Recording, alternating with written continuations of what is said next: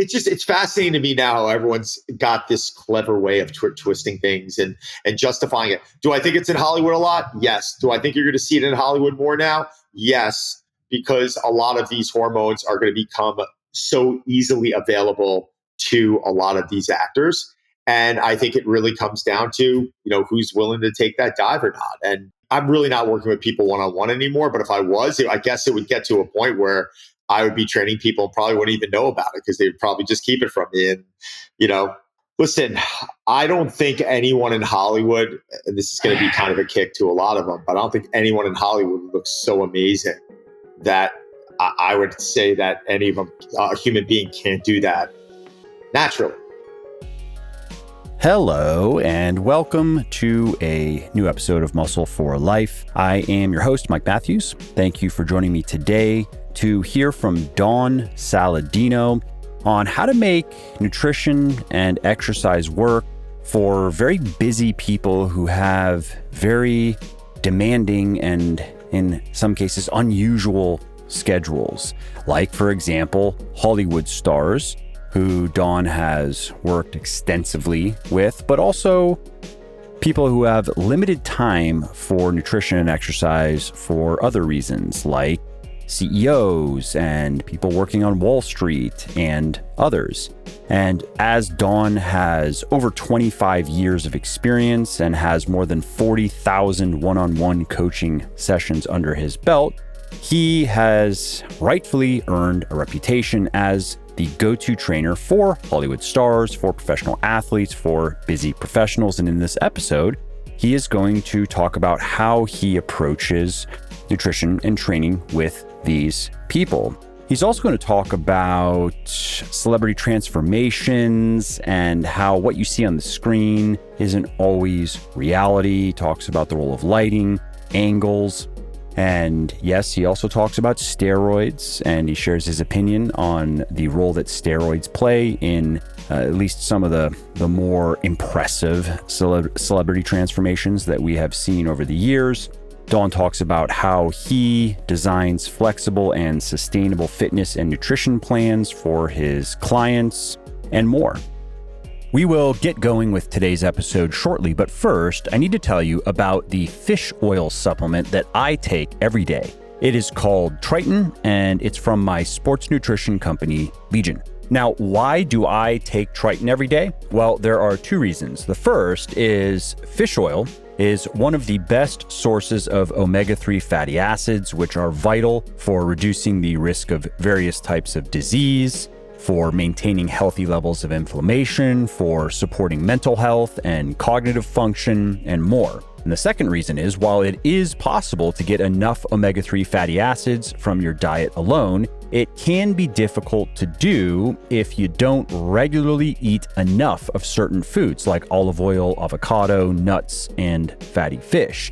And this is why research shows that the average person's diet provides just 1/10 of the amount of the omega-3s that are needed to preserve health and prevent disease. Now, even if you do eat enough of the right foods to get enough omega-3s in your diet to maintain your health, it's virtually impossible to eat enough to enjoy some of the benefits that require a couple of grams per day, like reducing inflammation levels and muscle soreness after exercise. And those two reasons are why I think fish oil is one of the few supplements that basically everyone should consider taking regardless of their circumstances or goals. And that is why Legion sells a fish oil supplement. And again, it's called Triton. And it's not just any fish oil supplement, of course, because at Legion, we don't ever just do good enough.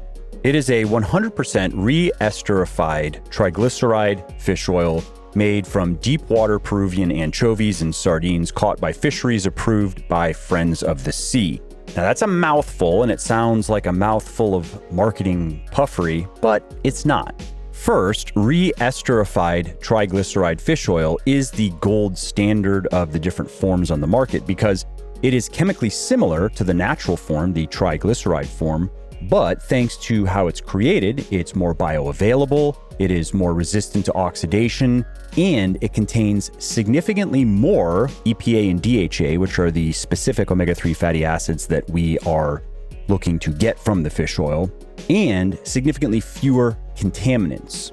Now, second, regarding the fish that the oil comes from, small, cold water, non-predatory fish like anchovies and sardines are ideal because they can be harvested ethically and sustainably, and they contain the lowest amounts of environmental toxins.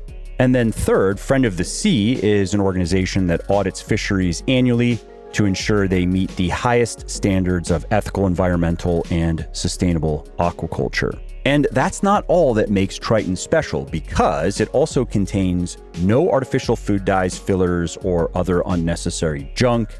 Every bottle is analyzed for purity and potency in a state-of-the-art ISO 17025 accredited lab. And Triton is made in the USA with globally sourced ingredients in NSF certified and FDA inspected facilities that adhere to current good manufacturing practice standards.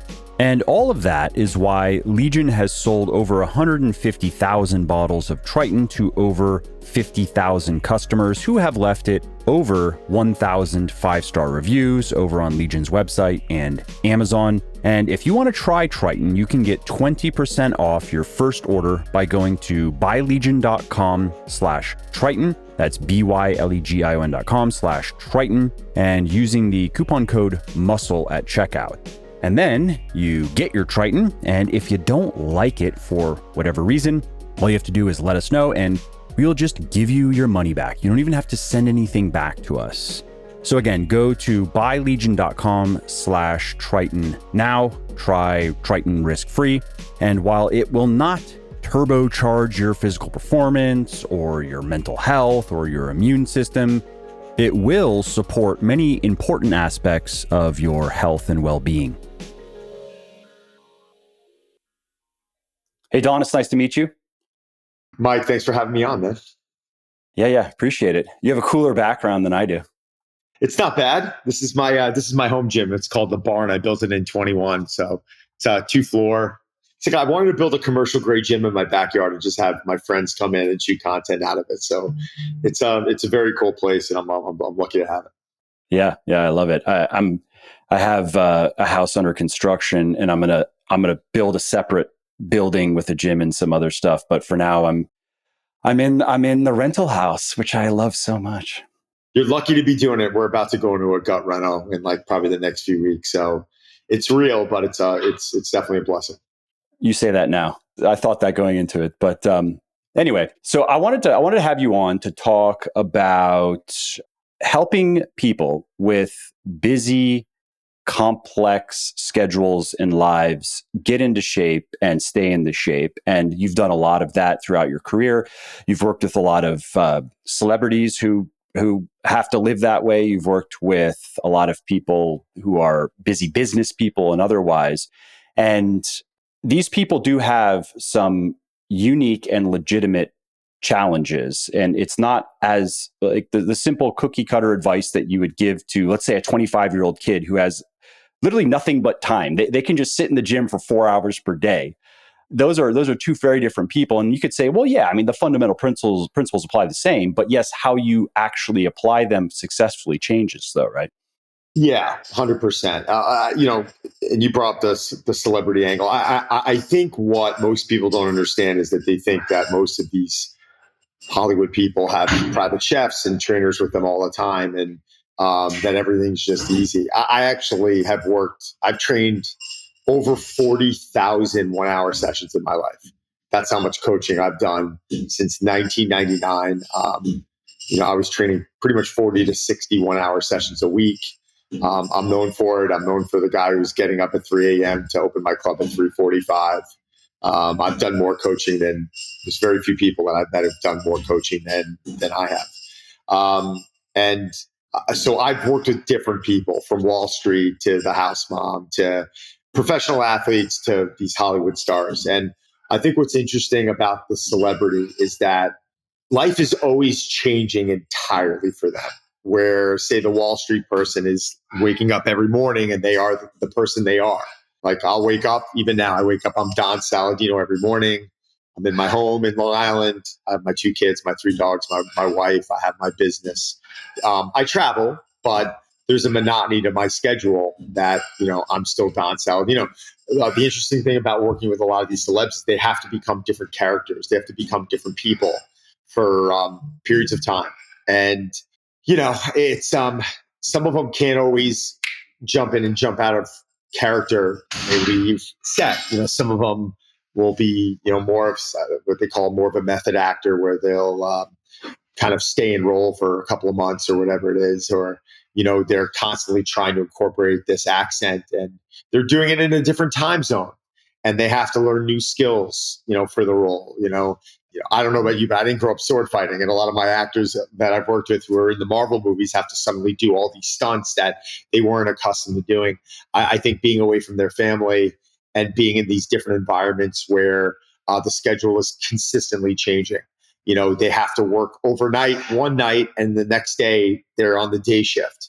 I don't know about you, but my schedule's not like that. Sure, I change time zones.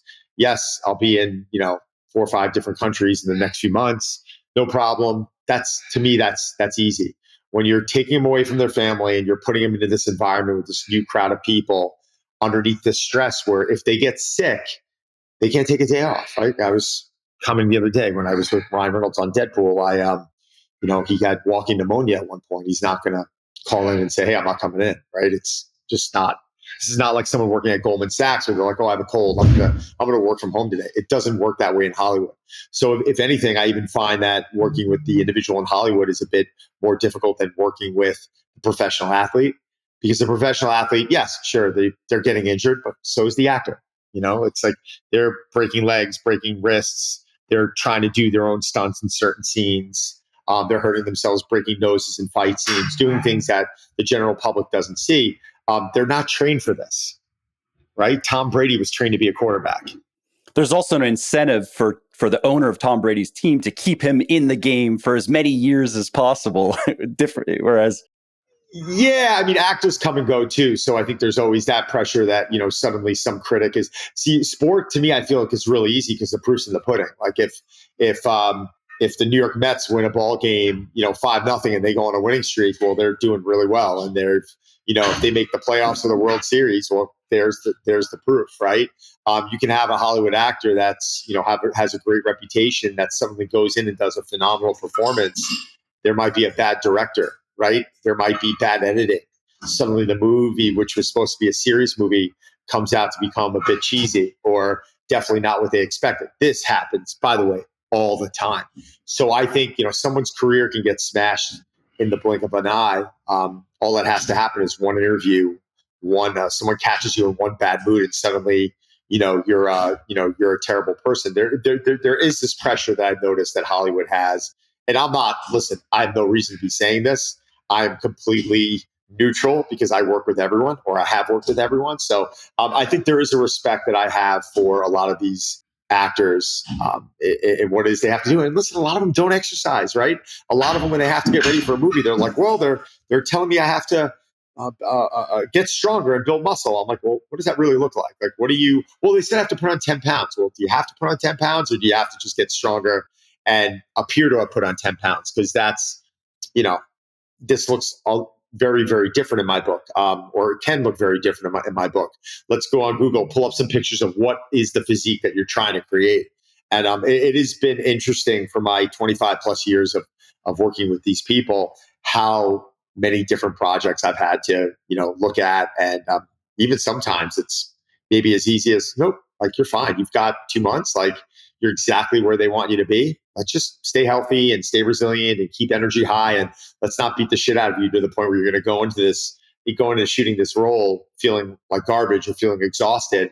Let's make sure you have high levels of energy here. We don't have to push, right? So there's always, it's always a different puzzle according to what you're having to assist in creating.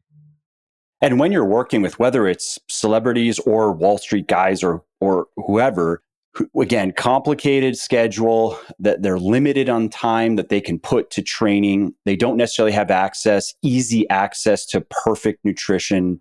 Like practically speaking, if you get down to the tactical level, how do you make that work for these people? Like when you're creating their training, when you're creating nutrition plans, what are some of the things you're thinking about and how you lay that out for anyone listening who maybe lives that kind of life? Yeah, I mean, you're saying creating, right? Like you've got to get creative. It doesn't always mean that you have to come in with your A plan, right? Like I don't even know what my A plan is. Is it what I do to myself every day? Is it the lifestyle that I live 365 days a year? Like I could tell you that most, of the actors or people I've ever worked with will not approach it the way that I approach it, right? So I think it's looking at where they are, understanding their overall health, their overall energy, basic things like sleep quality, digestion, stress levels. And then from there, you're in a way, a coach is a chef, right? Like when a chef is going in and preparing a dish, they're going to try different things and they're going to taste and they're going to see what works or what makes the most sense or what they're looking to create. It's the same thing that if you have a coach that's good enough, that coach is going to be able to look at the individual and the lifestyle they live and determine based off of their training history, the amount of time they have, what type of personality they are, right? Like, is this someone that's going to follow rules or is this someone that's really going to struggle? And you take all of these things, into consideration. And then as a coach, you have to make a good determination on that you want to assign to that person. If I turned around and I took my plan and every person I came in who wanted to get ripped or in shape and said, here, I don't think I'm going to be very successful with many people because a lot of people are going to look at that and just say, shit, like, yeah. They don't need a coach for that. They can just buy a PDF online. Yeah. And who knows if that even works? I think the magic really comes down to understanding, like, what are you trying to create? Like when I have to get ready for a cover of Muscle and Fitness, which I've been on it 3 times since 2018, I didn't get a lot of time to get ready. I had 4, maybe 5 weeks tops. My next 4 to 5 weeks, there's going to be no variability. There is no cheat meals. There's not a sip of alcohol. Not like I really drink anyway, but it is strict macros training and gone, right? Sometimes I go into these roles with people and according to their personality, it's like, all right, we're not far off. Like that cheat meal that you like every Saturday night, keep throwing that in, right? And they're like, but, I'm like, no, listen, seriously, like if we can look at you about 4 to 6 weeks out. And if we have to tighten things up, like the production company right now is telling us you're right around where you need to be. And I want you to keep your sanity unless it's something where you're trying to prepare for a cover or you're like, no, I do not want to do that. I want to do this. Let's allow yourself to be successful. It's like these New Year's resolutions that everyone's jumping into right now, right? They want to dive all in and not give themselves any relief. And the next thing you know, in a few weeks, a lot of them can't keep up statistically. So yeah, I think this is so individualist. It's so personal, right? I sell programs online. I've got my website. We host challenges, but the reason why I do the challenges is because I'm able to coach large group of people and talk to them and say, no, we need to adjust X, Y, and Z, and we need to tweak their nutrition. And very rarely is it a one size fits all. Can you give some examples? I mean, again, it doesn't have to be celebrities, but just maybe a few different examples of approaches that you will take with people, both on the training side and the nutrition side, where it's like, well, here's a type of person I work with, and here's how we tend to approach the training and the nutrition versus here's another type of person. Right. Well, I'm going to have to use names because most people aren't going to know, Joe Schmo from who lives down on Bowery, right? It's so I think Ryan Reynolds is a great example because he's kind of a robot. We've been training together for 16 years. Where when it's time for him to get in shape, we're in there and we're assessing him and just kind of looking at where he is and how his body's feeling. And at that point, it's what can we assign to him where he's going to be successful, right? Meaning like he's going to enjoy. Like I want everyone who's training to enjoy the feeling they have when they leave. And what are we trying to create, right? Are we, do we need to just tighten up or do we need to develop the physique a little bit more or get a little bit bigger or smaller or leaner? Or what is it exactly? So, someone like that, I find it's really easy with because he's kind of a robot and we just kind of put him on cruise control and he's dedicated, disciplined, he runs. And I've had other people who've come to me where we're like, oh my God, we actually have to put on body fat. The role you're trying to train for right now, you're way too ripped. Like, this is not believable at all. And he's like, I know, like, this is not the physique of someone back in the 1920s. I'm like, yeah, like, this doesn't make sense. So how do we do this now while keeping you healthy? And how do we do this because you love to move and you love to train? So let's continue to train, but how are we going to make some adjustments to where we're not just eating McDonald's every day where your health's going to be poor, right? Like I want us to get fiber and I still want us to have nutrient dense foods, but there's certain things with calories that we're going to have to offset a bit. That's going to drive things up. And you know what? Sure. You want a little ice cream every night? I got no problem with it, right? Like choose an organic ice cream so we're not getting all the chemicals, but the additional fat, the additional, natural sugar, certain things like that can contribute to you getting a little softer and can contribute to retaining a little bit more water. But again, food quality, I always like to keep as high, right?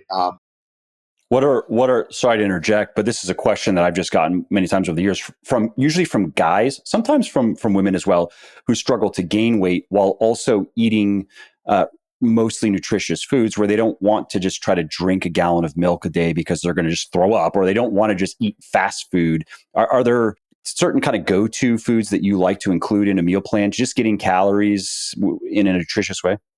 Yeah, I'll start with this first. Gaining weight is incredibly simple, and people overlook it because when someone knows they have to get into a bulking phase, they think it's this free period where they can just eat. And even there's many people that I track with, and there's many people that I don't track with. So I'm never going to say that tracking is something that we have to do with everyone. Tracking allows me to remove guesswork, right? Tracking allows me to truly look and understand someone's nutrition. And tracking can allow me to suddenly start bumping up calories and doing it in a way that's very quantifiable. Proof's in the pudding. If you're putting it in and I just saw you had 3,200 calories today, then, that's broken down to however we have the macros broken down, protein, fats, and carbs. And, it's down there. I can now regulate that. When someone's just eating intuitively, for me, it becomes a little bit difficult because, well, no, I eat healthy. I eat chicken and broccoli and sweet potato, and I get my good fats and my avocado, and I eat my whole eggs, and I have a good amount of fiber and fruits and berries, and they're listing all these healthy foods. But the reality is I don't know how much energy they're putting in their body, right? Are you eating those foods and getting 1,500 calories? Are you eating those foods and getting 3,000 calories? That's a completely different thing. So I think how I approach it is it's just math. It's very simple, and I'll do this I'll be as simple as possible. If I'm working with someone and the goal is for them to get 200 grams of protein, making this number up right now, just for math purposes, 200 grams of carbs and 100 grams of fat. So what is that? The 100 grams of fat would be 900 calories. The 200 grams of carbs is 800 calories. The 200 grams of protein is 800 calories because it's 4 calories per gram, right? So now if we have a total, adding that all up, that's 16, 26, 25. So that's 2,500 calories, right? For all the macros. If someone's consuming 2,500 calories a day, and if they turn around in the first meal and they just pig out and say they get 1,000 calories in, they might be so full for the next 5 hours that they don't eat for the next 5 hours. Now that window is really diminishing on how many calories. And 2,500 in my book is easy because it's much lower than if someone's coming to me with like 4,000 calories. That becomes much more complicated. That can be a difficult number, though. Take it's a small woman. Let's say she's shorter and she's not very large. Let's say she weighs 100 pounds. 100%. I had a woman who started with me on my challenge community that was consuming 1,400 calories a day, and over probably a year and a half span, and I have testimonials on this. We got her up to she was this active. We got her up to 3,200 calories, and she ended up over time losing like over 30 pounds. Right. So it was because we couldn't put her in any more of a deficit. We, in time, built her metabolism, built her energy level, got her moving more, had her protein high, probably put on some muscle, and all these good things happen. But let's go back to those macros. So if you're very simple, so everyone who's listening to this, think about it: 200 protein, 200 carbs, 100 fat. To me, that's simple math. Now, how many times a day do you want to eat? Well, if you're eating 5 times a day, right? For 200 grams of protein, how many grams per meal is that? 40, right? 40 times 5 is 200.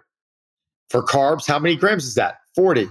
And 5 meals a day into, 100 grams of fat, that's going to be 20 grams a meal. So right now, if you're eating 5 times a day, you know that if you eat 40 grams of protein, 40 grams of carbs, and 20 grams of fat, if you do that times 5, you're going to hit right on that 2,500 calories, 200 grams of protein, 200 grams of carbs, 200 grams of fat. Simple math. Now, give or take, if you're off a few grams, do I care? The answer is no. Now, if someone wanted to eat 4 times a day, the math changes, right? 4 times a day, the protein's now going to go to 50, the carbs are now going to go to 50, and the fat is now going to go to 25 grams a meal. It's just math. So I think the mistake we make when we're trying to gain and lose weight is that we just go into it with an approach of like, oh, I'm gaining weight. I'm just going to eat a lot. I'm going to eat a lot. I'm going to pig out. Someone like a young kid's waking up at 8, 9 in the morning and they're eating like eggs. Oh yeah, eggs are protein. Give me 5 whole eggs with bacon. And with the ribeye, with the bacon, with a stick of butter.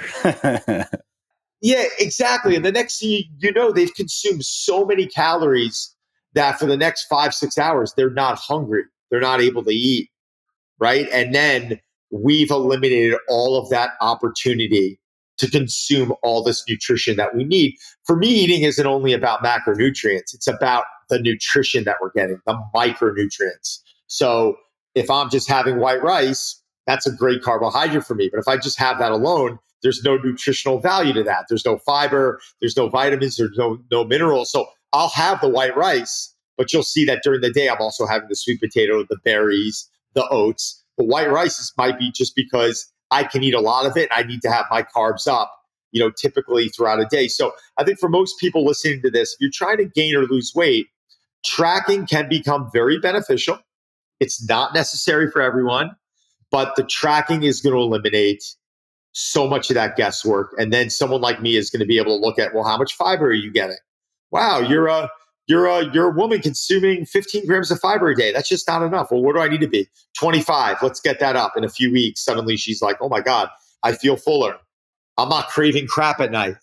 I'm starting to lose weight now. I'm like, you see, funny how that works, right? As we start improving that nutrition, good things happen. So in reference to weight gain and weight loss, a lot of times, if you can't figure it out, think about the line I just said to you. It's just that.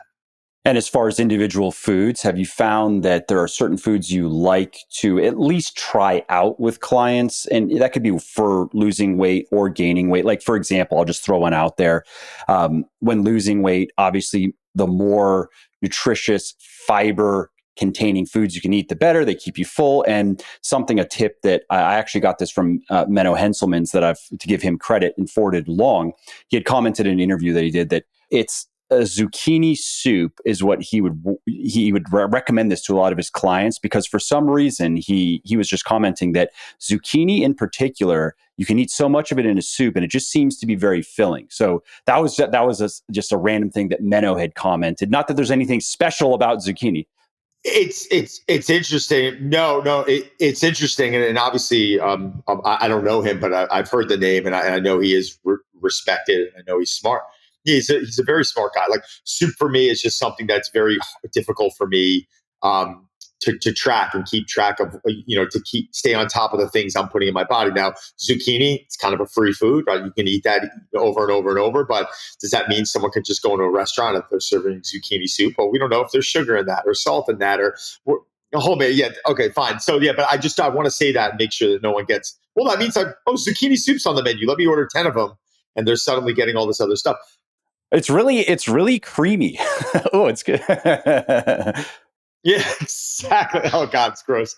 Yeah, I think when someone's trying to get leaner, or say this, if I have to try and get leaner, there's certain foods I'll probably lean more towards.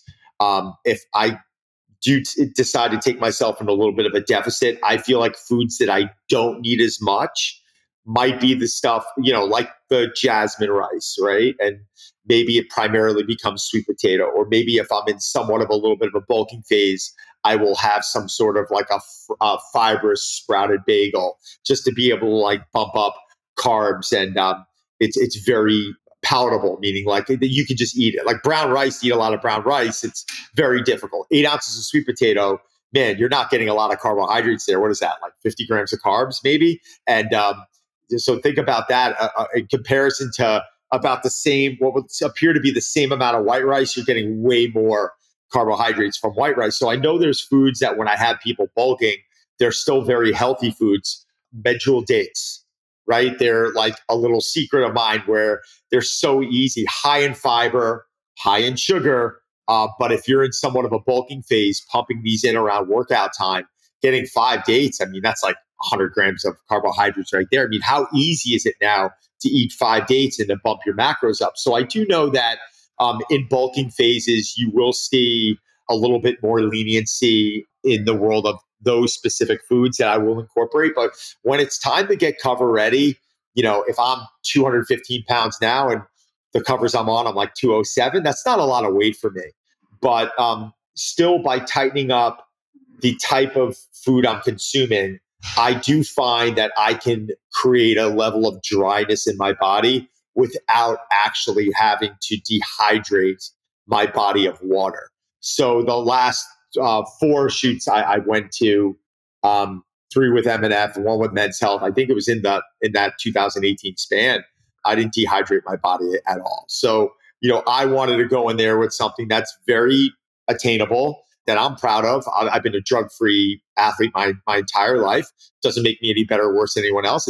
It's my choice. I've been doing my blood work now for probably, I want to say 30 years. I was going to Dr. Gary Wadler, who was on the congressional hearing for the whole steroid scandal in baseball. That's how long ago I was doing blood work before people were even talking about it. I was 16, 17 years old going in for blood work and sitting and talking to him about it when I started training. Was I learning a lot?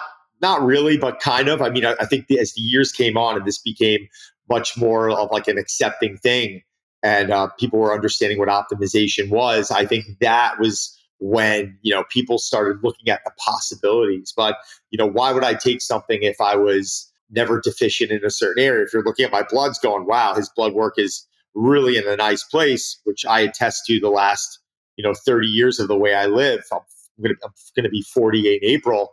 Yeah, why would I take something if I don't now? Well, would I get bigger? Would I get stronger? I'm sure. I'm sure I get a lot bigger and stronger, but I also don't know the long-term ramifications of these things. And I don't really know how what that's going to do to my aging process and how my body's going to benefit from that in the future. I think maybe with certain people, we're seeing a lot of benefits. You look at Stallone now, he's almost 80 years old and the guy's still running and doing all this crazy stuff. Applause to him.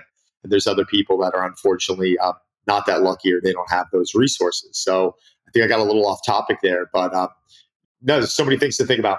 Yeah, there's so many things to think about. And I would like it if people took a little bit more ownership in it, right? If you take something, openly admit, and you're hearing now bodybuilders and you're hearing people on the internet talk about it a lot more. And I think it should be. I think it should be disclosed. Like if you've taken something ever, like admit it. Like, all right, took some. Great. Like, you know what? Like, I appreciate your honesty and your openness to it. But be honest with people because there's young kids out there watching. And don't say TRT. No. If it's a steroid dose, then be honest about it. Don't call it TRT. Like running your test at 5,000 NGDL. No. That's not TRT, my friend. Yeah, and it's another thing too. You can improve. Like my test has improved. God, over the last 3 years, I think I went from total test. This isn't free. Total test went from like 680 to 930, and people are like, "Oh, you're on something," and I'm like, "No, I'm not." Well, if you were on something, you would go higher than that. Come on, it's not even worth the injection. Yeah, but people don't know. People don't know what they're talking about. But they were like, "Well, how'd you do that?" I'm like, "Well, I stopped commuting 3 hours a day into the city, right? Like I stopped waking up at 3 a.m. and started waking up now at 5:50 in the morning. You think that has something to do with it? Well, it's not the plunges. Think about what I just said. Yeah, I plunge. Yeah, I sauna. I do those things. I just improved my sleep by 2 hours." So bedtime has been the same. You're just getting more sleep now. I'm getting more sleep now. I never really go to bed past 9. So if I was going to bed and waking at 9 and waking up between 3 and 4 a.m., now I'm waking up at 5:50. It's like, okay, like you don't think that's gonna and eliminating all that stress of owning gyms in New York City. I owned a gym in New York City for 15 years. My overhead was $2 million a year just to break even. Right. And I had 2 locations in a digital company. So yeah, when you eliminate that stuff and suddenly your quality of life improves and you just become, happier. It's a different time of my life. Yeah, things are going to improve. Like they don't always have to get worse, but I think there needs to be a lot more education out there when it comes to this stuff. We will get back to today's episode shortly, but first, I need to tell you about my best-selling fitness book for men who want to gain up to 35 pounds of lean muscle and lose just as much fat or more in just 3 to 5 hours per week and without giving up delicious foods or even doing grueling workouts. And this book is called Bigger, Leaner, Stronger. And while it cannot help you pack on brain shrinking amounts of muscle in 30 days. And it is not full of dubious diet and exercise hacks and shortcuts for melting belly fat faster than a roided hornet. It is a science-based nutrition and exercise book that will demystify building muscle and losing fat and show you exactly how to get a lean, strong, and muscular physique without spending hours in the gym every day and without giving up your favorite foods like hamburgers, pizza, and even ice cream. And even better, with the program that comes with the book, you will see visible results in the mirror and in the gym in your first month. Now, if that sounds too good to be true, I understand, but here's the deal. Muscle building and fat loss just aren't nearly as complicated as you've been led to believe. You don't need to obsess over clean eating and avoiding unhealthy foods like sugar, meat, and bread. Some foods are more nutritious and should be eaten more frequently than others. That's it. You also don't need to grind through hours of punishing strength training workouts every week. You don't have to sweat buckets. You don't have to get really sore. You don't have to train until you're bone tired. All of those things are completely overrated for gaining muscle and strength. And you don't need to slog away on the treadmill. In fact, you don't need to do any cardio to shed ugly belly fat and even get six-pack abs. There are reasons to do cardio, but you don't have to. Now, those are just a few of the harmful lies and myths that keep guys small, fat, and weak.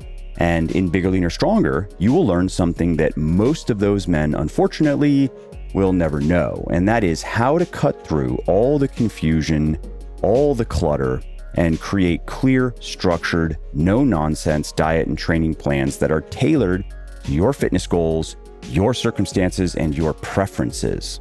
And that's why Bigger, Leaner, Stronger is one of the most popular fitness books for men of all time, with over 800,000 copies sold in 16 different languages, and why it has helped tens of thousands of men of all ages and abilities transform their body composition, fitness, and health.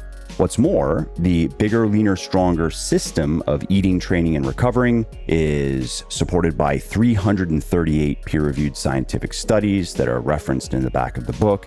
And Bigger, Leaner, Stronger has been regularly revised based on the latest findings in nutrition, exercise, and supplementation research, with the latest version, the 4th edition, released in 2023. So here's the bottom line. You can get that head-turning Hollywood hunk body without following weird, extreme, or complicated diet, exercise, or supplementation methods and strategies. And Bigger, Leaner, Stronger shows you how. So head over to Amazon, get your copy now, and start your journey to a fitter, leaner, and stronger you.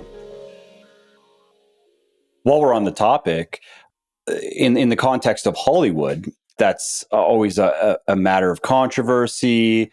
A lot of people I've seen are quick to finger steroids in the case of so-and-so got ready for a movie and he looked really good. And a lot of people will write it off like, oh, well, yeah, he was probably on something. And in many cases, probably not, actually. And sometimes maybe. What are your thoughts? And I mean, not that I would ask you to name anybody or anything like that, but just you've seen a lot of it. You've seen a lot of it behind the scenes. I could talk about this. There's one other, I would say there's one other coach that I know that's worked with more people in Hollywood than me, and that might be Gunnar Peterson. I mean, I joke around with Gunnar. He's a very good friend of mine. I say, Gunnar, it's just because you're older than me. He goes, I am. Gunnar's 60 and looks like he's 40, and one of the nicest guys you're going to meet in the industry, one of my favorites. Listen, I don't think anyone in Hollywood, and this is going to be kind of a kick to a lot of them, but I don't think anyone in Hollywood looks so amazing that I would say that any of them, a human being can't do that naturally. Now, people would say it's the time, though. They would say, all right, you have 2 months to gain. In the amount of, sure, fair, completely fair. But like, you know, I remember, I mean, I worked with Hugh Jackman 18 years ago, and I remember even back then people were, and I don't work with him now. He's got a great coach. I think she's in Texas. I remember even back then people were like, he's on stuff. if he was, I had no idea. And at that time, I started working with him when he went from a boy from Oz to Wolverine in Australia. God, I knew exactly what he was eating. I remember the supplements he was taking. I remember how we were training. He was an intense guy, but not to slight Hugh right now. He's an actor. Like, you bring him into Ben Francis Powerhouse Gym, and I could show you 200 guys at that time when he was 18 years ago. He's probably in his mid to late 30s, who were twice as strong and twice as big, and you wouldn't even look twice at him. But it's because it's Hollywood and it's on the big screen and the lights and the camera are on him. I'm trying to think about, he was that guy recently, and I very rarely come at people. Who was the guy recently that I was talking? I'm talking to Rob right now. What's his name? Reacher. Jack Reacher. The Jack Reacher guy. Oh yeah, I don't know, the big guy. Yeah, the big guy. I don't even know his name. But he seems like a likable guy. But he was in this interview. What's his name? Alan Richardson. Alan Richardson. Richardson. Yeah. Well, really well spoken, but yeah. But he said something that I thought, and yeah, man. If he ever hears this, I'm calling it out. But he was like, when I was training, I trained so hard that I just depleted all my testosterone in like an 8-month period of time. And I'm sitting there like rolling my eyes, like, stop the justification. And that was the reason for he was exogenous testosterone. Yeah, and that was like his justification, exactly why he was taking it. And I thought it was like hilarious. I'm like, it's not necessary, right? Just say like, yeah, I want to be massive, so that's why I do it. What do you mean? One of my closest buddies is a big time power lifter, and he's massive. And he was around a bunch of kids came running up to him one day, and they're like, Mr. Sullivan, how'd you get so big? And he turned to them and he looked and he said, drugs. And I lost my marbles because I was so funny. And then I looked at the kids, I go, don't do drugs. It's not healthy. And he goes, no, don't. It's not healthy. And we're like brothers, but I have one viewpoint on it, and he has the other. His viewpoint's like, no, like, if you want to lift, if you want to be a world record holder, if you want to lift an ungodly amount of weight, like, and it's not like he's warming up with my maxes, and I'm not a weak person. There's certain things that these people are going to have to do to compete at that level. Like, these world's strongest men, like, I'm sorry, like, it's obvious. Look at how they're built. They're taking stuff. You're not going to get that strong without it. Like, it's the reality. But, I would love, again, getting back to this ownership, but in Hollywood, I've had actors call me up and they're like, I'm blown away right now. These are people that are 100% natural, never taken anything. They don't look like they've taken anything, but they have to train for roles where they look athletic and they have some muscle. And they said, well, so-and-so just came in, a big name in Hollywood, and was smaller than me. And 2 months later, the guy's like twice the size. And I'm looking at him and I'm like, dude, just stay your lane, man. Like, you don't need to look like that in a role. Like, remember, there's a cost to doing business. This was the decision you made. I can't tell you how much business I've lost from major athletes walking into my club, for major Hollywood people coming in wanting to ask me questions. That's just not my wheelhouse. It's not my education. It's not something. Questions about drugs. I don't know. Why am I going to educate myself on it if I'm not going to utilize it? Yeah. No, I'm saying like that's what they were coming for, and then you're like, hey, that's not my thing. No, I'm just like, listen, man, I'm not the right guy. Like, there's a few doctors I know that I would speak to, and I think if you're going to talk to someone about this, you should go speak to a physician that's qualified. Don't ever talk to a coach. I don't care how smart they think they are about it. You want to make sure you're dealing. My opinion. This is my opinion. You want to deal with a medical and keep an eye on your bloods and really assess your health and how you're doing it and why you're doing it. And 9 out of 10 times they would walk out and never come back. So, again, it was a decision that I made. Again, I made it not, I don't think I'm any better than anyone else, but it's a decision that I made. I wanted to put my eggs into other things that I felt like that were really important. I wanted to become have such an understanding about manipulating the body's composition and nutrition and, what works for different people in reference to performance and aesthetics. And I really feel like I developed this passion a long time ago for living in this performance physique world.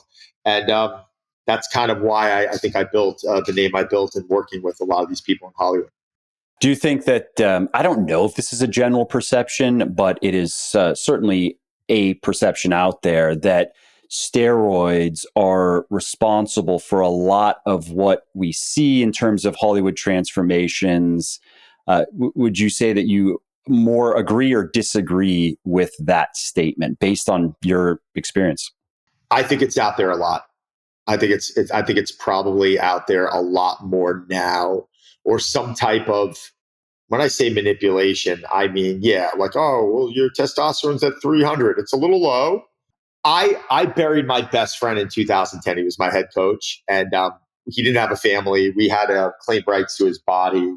Otherwise, it goes to something called Plotter's Field in New York. So they actually had to hold his body for 2 weeks. I had to go down to City Hall. I had to claim his body. They finally gave me rights to his body. I had to identify him 2 weeks after he died, which is one of the hardest things I've ever had to do. And I had to bury him. And when we did this, I had an autopsy done because I wanted to know. He's 43, right? So 2010, that's 14, 15 years ago for me. I'm 33. So he was 10 years older than me roughly. And, his T levels were north of 3,000.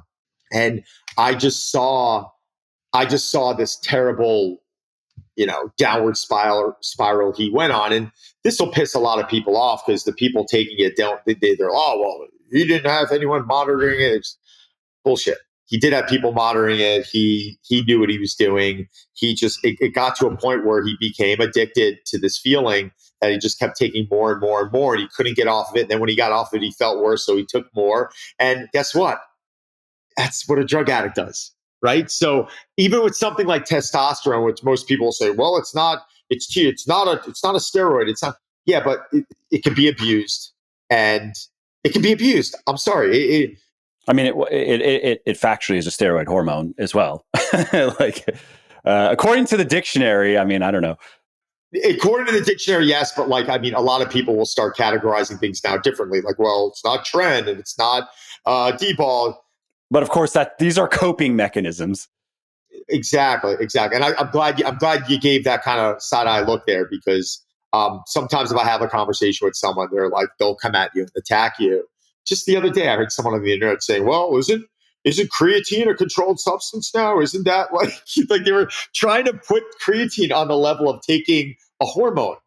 And I'm like, what are you talking about? Like, creatine's in meat. How is that the same? Yeah. I don't want to eat like 4 steaks a day, so I take a gram of creatine monohydrate, or I take a little scooper of creatine monohydrate. Yeah, so it's fascinating to me now how everyone's got this clever way of twisting things and justifying it. Do I think it's in Hollywood a lot? Yes. Do I think you're going to see it in Hollywood more now? Yes, because a lot of these hormones are going to become so easily available to a lot of these actors. And I think it really comes down to, who's willing to take that dive or not. And I'm really not working with people one-on-one anymore. But if I was, I guess it would get to a point where I would be training people and probably wouldn't even know about it because they would probably just keep it from me. And, they would have some other guy for that. And, that's it. Yeah, these are the things that are happening now. But to answer your question, I think it's seen a lot more than we think. Interesting. And for people listening, wondering why that is, it's simply because these drugs work really, really well. So it's been shown in research, for example, that simply taking steroids, I'm thinking of one study in particular, can produce more. And this was just testosterone, and it wasn't necessarily it was super physiological, but it wasn't necessarily the big bodybuilder dose. So just taking testosterone can produce more muscle growth in an untrained individual over the course of, I want to say this study was 10 to 12 weeks, than training and eating well. So just think with that.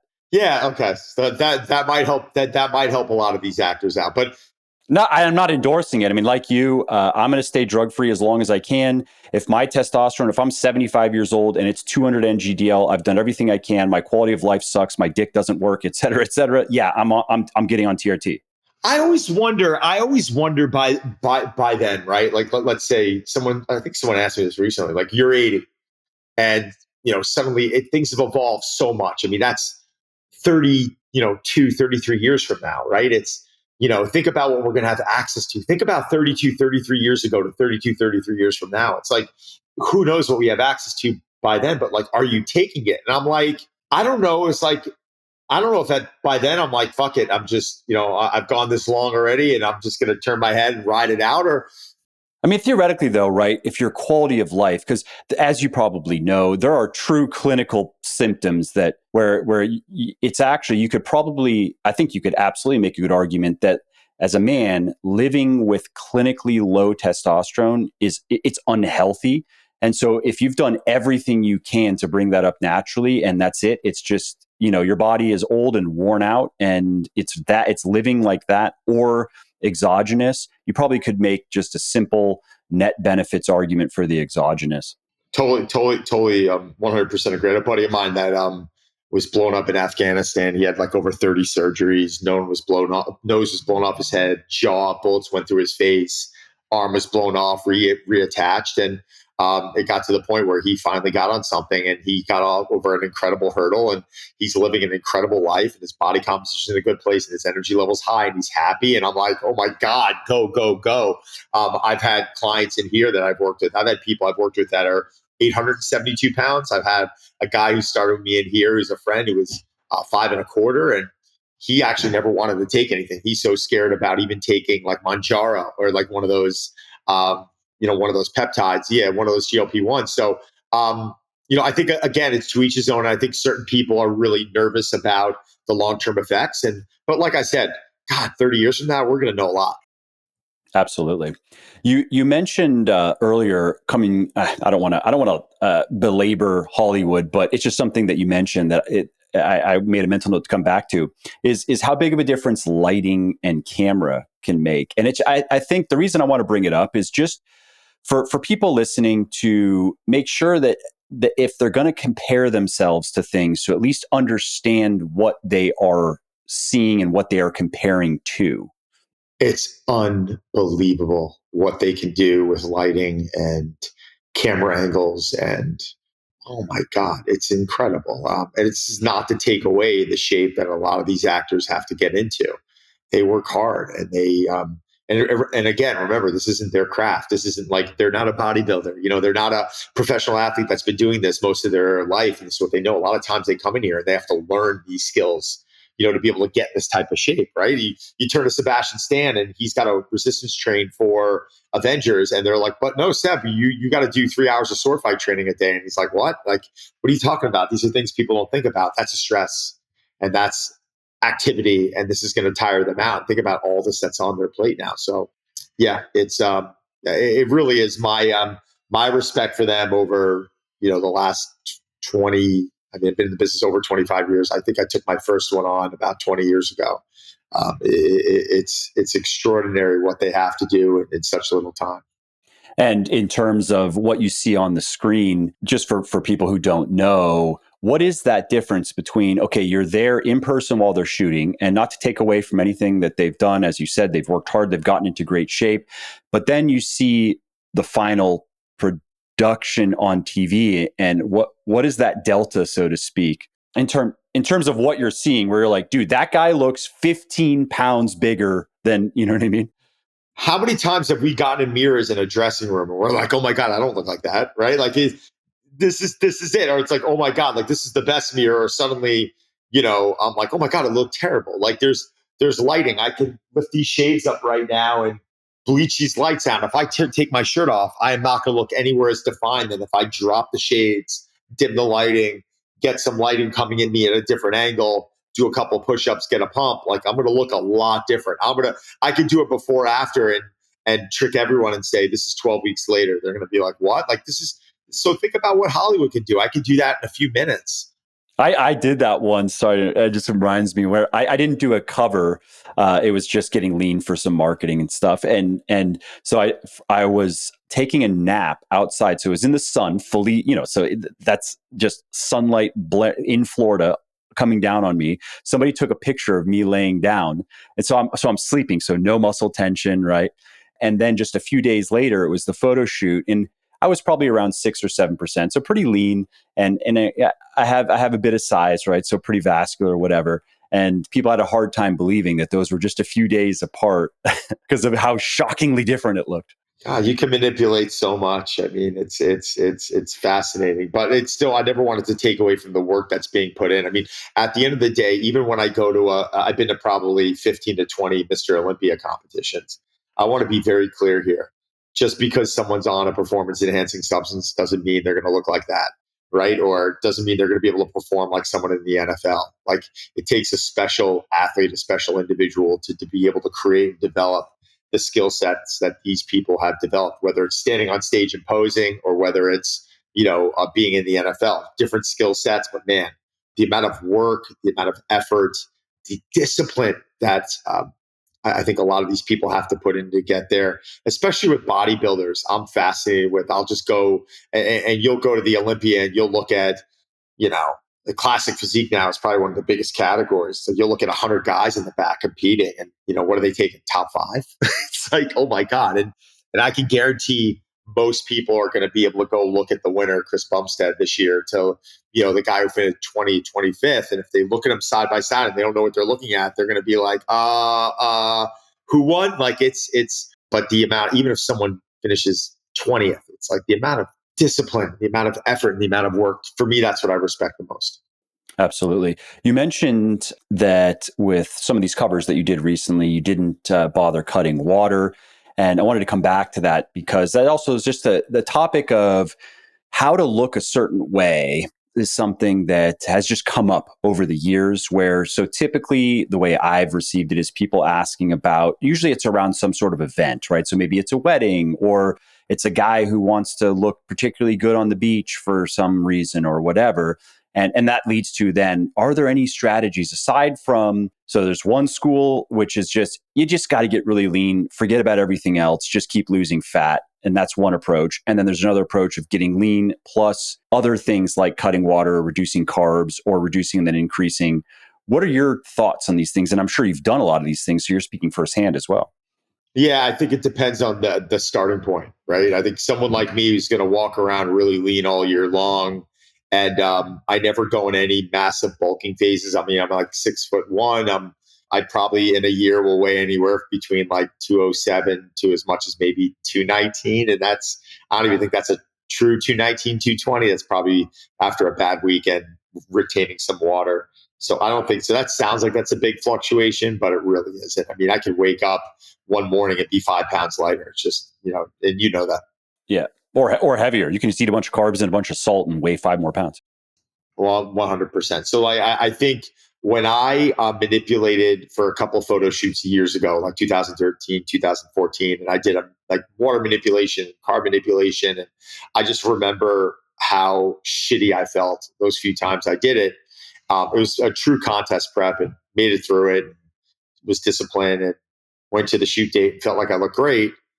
That in comparison to me doing, I refer to as more of a healthier cut, I did not get that much leaner. I was almost like, I'll show you pictures and you're like, wow, that's comparable. Like that's the one that you had to cut water for. And this is the one that you didn't. And I was like, yeah, I just found because all year long, I'm consuming like a higher level of calories and my macros, I'm never really going low carb. I'm never going low fat, but I'm eating a high quality diet that's high fiber, nutrient dense.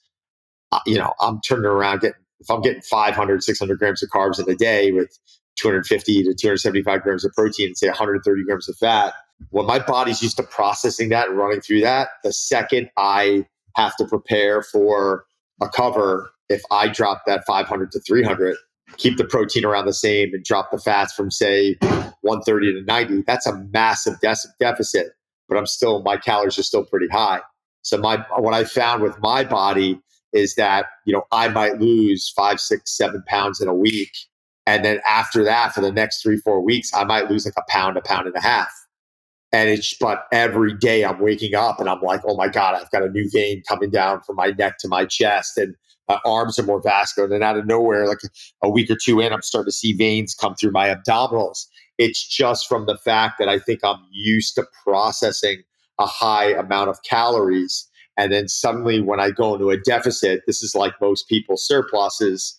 So my metabolism's used to being pretty efficient. So I think that's something that's worked really, really well for me. Also, another thing, I don't change training in the sense of like people get in the mindset of like, oh, I got to sweat. I got to start doing circuit work or like, I'm like, no, not at all. I'm actually like, I take really more of a power building approach in most of my training. Like I love throughout the year, most of the time, and I'm not saying I don't work on work capacity or I don't change training up, but most of the time, like bench, squat, deadlift, pull up, overhead press, like these are lifts I want to make sure that are pretty strong. And then everything else I can get into unilateral work, et cetera. But those, that big three, bench, squat, deadlift, yeah, I'm focusing more on like power and strength there.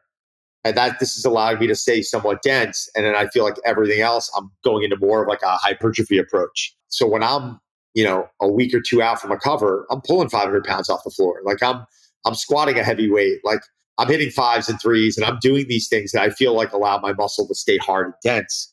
Where I'm someone that if everything goes to high repetitions, well, for a week or two, I'm going to feel sore. I'm going to get some nasty pumps. I'm going to feel great. But then after that, I'm going to start feeling like I'm getting a little bit more weaker. And I'm actually going to feel like my body starts getting flat. So that's an approach that, I've taken for a while.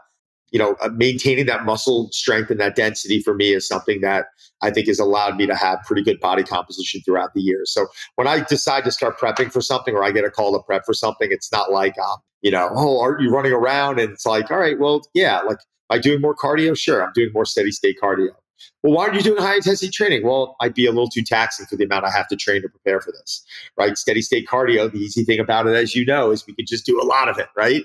And exactly. But it's like people want to like kind of shit on it a bunch and be like, well, studies show that high intensity. Yes, there's a place for that. There's a place for this. So I just think people need to be well rounded. And I think, again, that coaching element of recognizing what the individual needs, I think, is what makes a good coach a good coach. Oh, actually, can I ask? So you mentioned sauna and cold plunge. Can you talk a little bit about those things and maybe any other of these other interventions that, I mean, some of them are, so red light is kind of trendy right now. And I'm not saying it's a bad thing. I'm just saying that. I love red light. I actually have a red light bed being delivered to me in like 2 or 3 weeks. So yeah, I've got a Revive red light bed coming to me. So I'm interested because I've committed to red light mask and I have like a stand up lamp downstairs. But I just want to get a little bit more educated on because it's a little bit more. Those bulbs are going to be a lot more stronger and getting on a consistent regimen where I'm actually laying down and my whole body can get exposed to red light front and back. It's interesting. Plunging, I actually feel great from plunging. I'll use it either sometimes when I wake up first thing, I'll use it on days off. Feel great from doing it. I use, it's called a Renew. It's been my favorite plunge. And I have an infrared sauna that I have outside, and then I have one that's inside. And you prefer the infrared over a traditional? That was a. I've always liked it. I don't like going into these really hot 180, 190 degree saunas where you just feel like you're going to die. Like I like being in the sauna at 140, anywhere from 130 to 150 degrees. I'll do emails. I'll be sitting there sweating like a pig, having a conversation with my training buddy. We'll spend 20, 30 minutes in there. We'll jump in the plunge on an off day for 3 minutes and you just feel great. So I feel like that's enhanced my recovery a bit.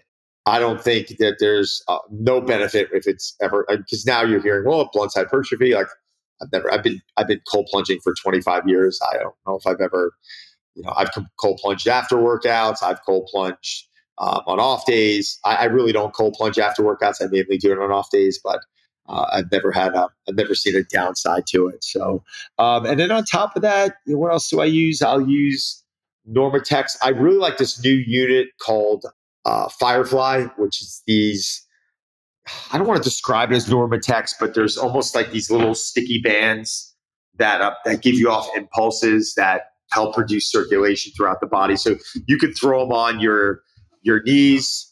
It's got a plus minus button. It's got a 30-hour lifespan. They're super inexpensive. I'll give them to people. Like my next door neighbor's got cerebral palsy. He's in a wheelchair, so we'll get him a pair, right? A buddy of mine who's had some knee surgeries that, he's always looking for more circulation. He's wearing them. My uncle almost had his leg amputated because of cancer, and one of his legs isn't working well anymore. We'll throw that on him, and he's already noticed a drastic improvement in how his body's feeling and actually bringing some movement back into his toes. So I think there are some really great things out there. I just, again, it's for someone like my uncle or Christian, who's my neighbor next door, that's pretty severe, right? Like those things that we're talking about, how it's helping them out, pretty severe. Someone like myself, I think it's like throwing a cherry on top of the whipped cream, which is on the ice cream. Like this is. It's probably in the same category as supplements. Like they're supplemental by definition. Thank you. I couldn't perfectly said. That's exactly it.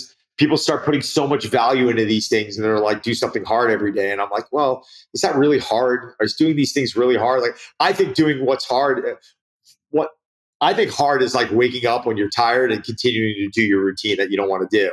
It wasn't hard when we were 20. What was sleep? It didn't even matter, but it's different now, at least for me. Like 5 hours does not feel the same anymore.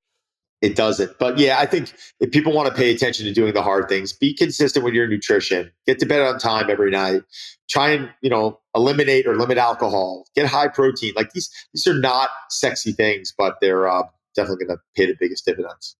Have you looked into the Newbie machine? NEU? Oh yeah, I have heard of this. I don't describe it to me again. I feel like I've used it. So it's a DC, so it's a direct current stim. It's pretty expensive. I don't know much about it. Oh, is it? It's the shockwave therapy? That's possible that it can be used. That might be categorized that way. However, I know, so I've been on it. I don't have one. I've been on it before. And so it's direct current stim, and it's a high-end direct current stim with rehab settings, and then also with like training hypertrophy settings where you can heavily stimulate target muscle groups and achieve maximum contraction. It's intense, and I've seen some bodybuilders now catching on to this. It seems interesting. I haven't messed around with it much because I don't have one. I just had access to one through somebody I know. There's a bodybuilder at Max Charles. That's who it is. Max Charles. He's a 4-time Olympian. He trains at Bev Francis Powerhouse Gym. And this guy, for the last, no joke, it has to be 7-8 years, has been walking around the gym pushing a cart with this machine. Literally, like he literally has a guy, he's hooked up to these like electrodes and he's pushing in a machine. He's got another guy following him, I think, to like assist with him. And it's fascinating. So yes, I have seen this. All right, last question for people wondering, supplements. Do you take any supplements? I do. Creatine, monohydrate. I mean, I've been taking that for probably close to 30 years now. I take magnesium. I take that before bed. I take fish oils. I also take vitamin D. Sometimes I'll take amino acids if my protein might be low that day or if I'm dieting. I take a great sleep bundle right now from a new company that's about to launch called Spoken. They gave me access to it. I love it because it's got magnesium, it's got L-theanine, it's got inositol, it's got glycine, all the good sleep aids, L-glutamine, and I'll take a protein supplement. I got to take a protein powder, but it's been so much. It's so funny all the literature right now that people are putting out there. Like, is protein powder making you fat? And I'm just like, oh my god. Is that I actually have not seen that. Yeah, actually, Dr. Gabrielle Line just had to address it because people were like, protein. I heard protein powders make you fat. And we're like, who said that? I don't know. I don't. Did you hear that? Like, supposedly he's like suing Grant Cardone. This just popped up the other day. I was laughing. I saw that. I don't know how I came across it, or somebody told me. Yes, I've heard that. I don't know the details. I guess he got kicked out, and then they got mad at each other. I don't know. Actually, I don't know the details. I'm no fan of Brecca, though. He is a quack to end all quackery. So, my opinion, caveat, whatever. No. It's fine. I mean, he's not. I've just seen him say so much nonsense that what else am I supposed to conclude? If you want to play doctor, go become a doctor. So I don't know. I think a lot of these guys get a bit fluffy. Well, it's biohacking. That's the red flag. Anyone who calls themselves a biohacker, red flag. But who was it the other day? Dave Asprey was on talking about how don't eat oats. It'll make you fat. Ice cream's healthier for you than oatmeal. And I'm like, that's just irresponsible. Like, how can you be that stupid? And the one guy I got a kick out of recently, though, because I taught down at this event called Eudaimonia in West Palm. that guy Brian Johnson, the one trying to live to be like whatever. He's like, you know what?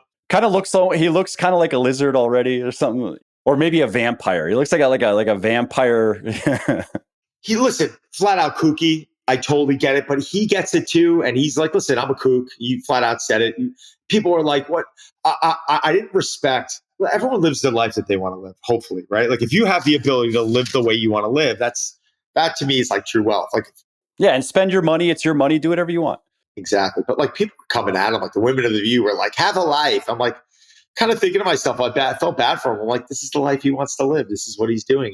He seemed really happy and whatever. But he at least took ownership over the fact that what he does is a bit weird and strange. And a lot of doctors were coming on. They're like, this is not going to be backed evidence, and this isn't science, and this. He's just like, listen, I just want to see what I can do with the human body. And for me, I have the money, I have the resources. This is something that I enjoy doing, and I'm going to take advantage of it. When he kind of put it that way, I was like, how do you argue with that? Like, leave the guy alone. Yeah, I mean, from what I've seen from him, it seems like, again, I don't pay too much attention, but from what I've seen, a fair amount of it is based on existing literature.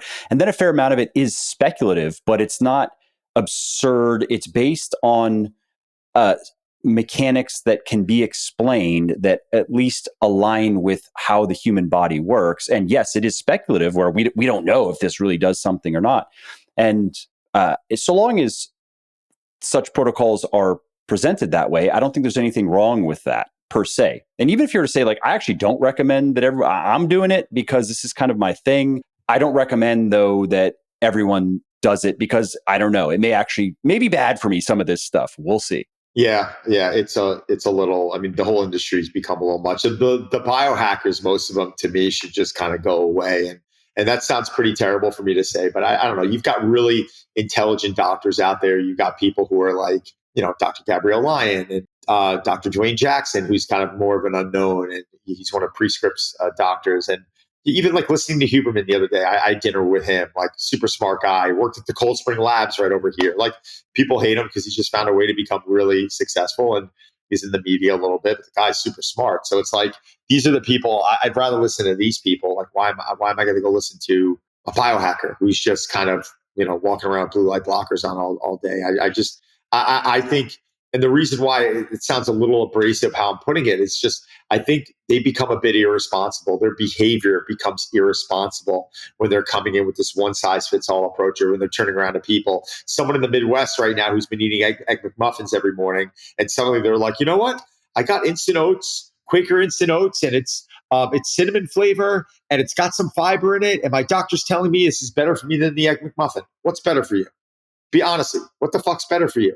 But now you're telling him, this person who's trying to make a little bit of an effort, you're discouraging them by saying, well, you're better off eating ice cream because the oats are the worst thing for you to eat. That's irresponsible. Coaching is about finding the level the person's at. And you know what? Taking a minimalistic approach sometimes to give them a little bit more. You're not always going to be able to turn around. That's actually all that works with most people. You have the exception, but with most people, every once in a while, there's this diamond in the rough. There's this type A person where you're like, here, see you in 3 months. And they come back and they're like, look, and you're like, holy shit. Like, it was that easy. It's not the reality, but these people are getting irresponsible, and their behavior and the information they're giving, it's really messing people up. It's really confusing them, and it's keeping them away from being able to take the right steps. And so that's my only reservation with some of the biohackers, is when they. It's also unethical. A lot of the claims that are made are just false. So we're talking about essentially lying for a living. It's lying. Correct. Lying for a living. Like, that's basically what I do. I lie for a living. It's just turning around saying, I'm going to say this to, as clickbait, make money. That's it. Yeah, make money. Ultimately, it's just make money. Well, we've gone on another almost 20 minutes now. So again, I appreciate the time. Why don't we wrap up quickly with where people can find you, find your work? If there's anything in particular that you want them to know about. DonSaladino.com is my site. Kind of spells everything out there. Host programs, challenges, do consulting. I've got a new podcast launching with the Gaines family, Joanna and Chip Gaines from Magnolia this year. I'm writing a book. I just signed a deal with Countryman Press, so I'm rolling that out. Ryan Reynolds is writing the forward. Got some great projects this year I'm really excited about. Anyone has any questions, shoot me a DM. Mike, thanks for having me on, man. It was a pleasure. Hope to meet you in person. Yeah, absolutely. Thank you. Before we close out today's episode, I need to tell you about an energy drink that I think is the perfect alternative to coffee or pre-workout when you just want a boost to get through a workout or maybe an afternoon slump. And this new energy drink is my own, of course. It's from my sports nutrition company, Legion, and it is naturally sweetened and flavored, and it contains clinically effective doses of 8 ingredients that are scientifically proven to increase energy, focus, mood, strength, and stamina, and do those things without a caffeine crash or other unwanted side effects. Now, that doesn't mean that my energy drink is going to supercharge your nervous system for explosive energy and maximum mental and physical performance. And it does not mean that it's going to crush fatigue and procrastination and give you an unfair advantage inside and outside of the gym. It can't do those things because, well, it's not meth, which is all beer and Skittles until you are ripping out your eyeballs with a butter curler. But 40 peer-reviewed scientific studies support the effectiveness of my energy drink's precise combination of ingredients and doses. My energy drink is naturally sweetened and flavored and contains no artificial sweeteners, flavors, food dyes, fillers, or other unnecessary junk. Every can is analyzed for purity and potency in a state-of-the-art ISO 17025 accredited lab. My energy drink has a clean and transparent label that shows exactly what is in every can and what's not, so there are no proprietary blends, no hidden ingredients. And finally, my energy drink is made in the USA with globally sourced ingredients in FDA-inspected facilities that adhere to current good manufacturing practice standards. But wait, there's more. Because while my energy drink contains a few ingredients that you would expect, like naturally sourced caffeine, taurine, B vitamins, it also includes clinically effective doses of 2 premium ingredients that you don't typically find in an energy drink because they are expensive. And they are the patented suntheanine form of L-theanine and the patented cognizine form of citicoline. And those 2 ingredients, plus the other ingredients in my energy drink, are why it is more than just another tasty hit of caffeine, but it's also a powerful mood and mind booster. So if you want to give my energy drink a try, you can get 20% off your first order by going to buylegion.com/energy. That's BYLEGION.com/energy and using the coupon code MUSCLE at checkout. Well, I hope you liked this episode. I hope you found it helpful. And if you did, subscribe to the show because it makes sure that you don't miss new episodes. And it also helps me because it increases the rankings of the show a little bit, which of course then makes it a little bit more easily found by other people who may like it just as much as you. And if you didn't like something about this episode or about the show in general, or if you have ideas or suggestions or just feedback to share, shoot me an email, mike@muscleforlife.com, muscleforlife.com, and let me know what I could do better or just what your thoughts are about maybe what you'd like to see me do in the future. I read everything myself. I'm always looking for new ideas and constructive feedback. So thanks again for listening to this episode, and I hope to hear from you soon.